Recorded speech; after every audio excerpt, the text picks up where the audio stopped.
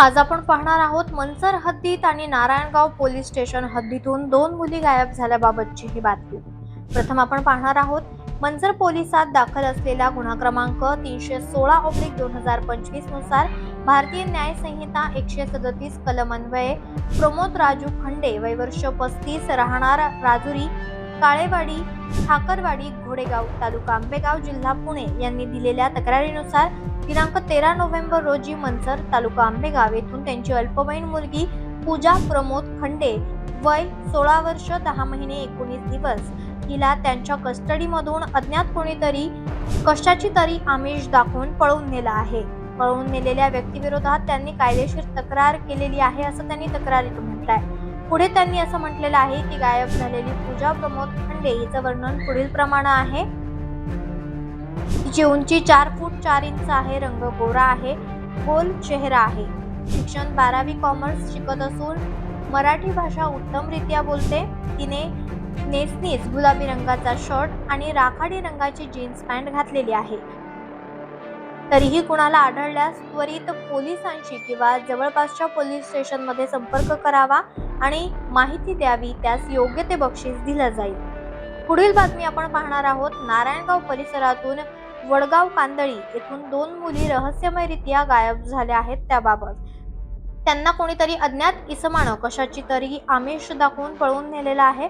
नारायणगाव पोलिसांच्या माहितीनुसार आणि पोलीस निरीक्षक सपांगे यांनी दिलेल्या माहितीनुसार जुन्नर तालुक्यातील वडगाव कांदळी येथील दोन मुली गायब झालेल्या आहेत. त्यापैकी एका मुलीचं नाव अनुष्का संदीप घंगाळे वय वर्ष 15 तर दुसऱ्या मुलीचं नाव अलिशा सचिन मातंग वय वर्ष 16 असं आहे. यापैकी अनुष्का संदीप घंगाळे हिनं नेसनीस अंगामध्ये पिवळ्या रंगाचा टी शर्ट घातलेला आहे आणि काळ्या रंगाचा प्लाझो घातलाय.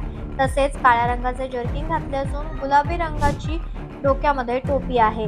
निमगोरा रंग आहे, चेहरा गोल आहेत आणि केस काळे आहेत. तर अलिशा सचिन मातंग हिचं वर्णन मध्यम बांधा, रंग सावळा, उंची मध्यम, उजव्या हातावर आई असं गोंधलेलं आहे.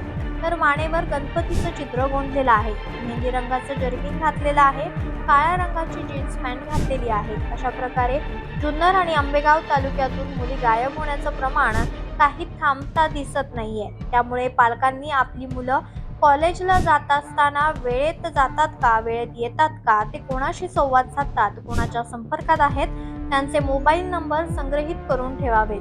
मुलांशी मित्रांप्रमाणे वागून त्यांच्याशी चर्चा करून त्यांना कोणी अशा प्रकारे फूस लावण्याचा प्रयत्न तर करत नाही ना, अशा प्रकारे विचारपूस करावी असे आवाहन नारायणगाव पोलीस स्टेशनचे सहाय्यक पोलीस निरीक्षक प्रवीण सपांगे आणि मंचर पोलीस स्टेशनचे सुनील बडगुजर यांनी केला आहे. नारायणगाव पोलीस स्टेशन हद्दीतील मुली मिळून आल्यास नारायणगाव तालुका जुन्नर या पोलीस स्टेशनला संपर्क करण्याचं आवाहन सुद्धा पोलिसांनी केलंय. तसेच मंचर पोलीस स्टेशन हद्दीतील गायब मुलगी मिळून आल्यास जवळपासच्या पोलीस स्टेशनला संपर्क करावा असं आवाहन करण्यात आलंय. तेज तुफान न्यूज करिता मुख्य संपादक आयुब शेख, मंचर. आपण पाहत आहात तेज तुफान न्यूज, न्यायिक व निर्भीड बातम्यांचे सर्वांचे आवडते नेटवर्क.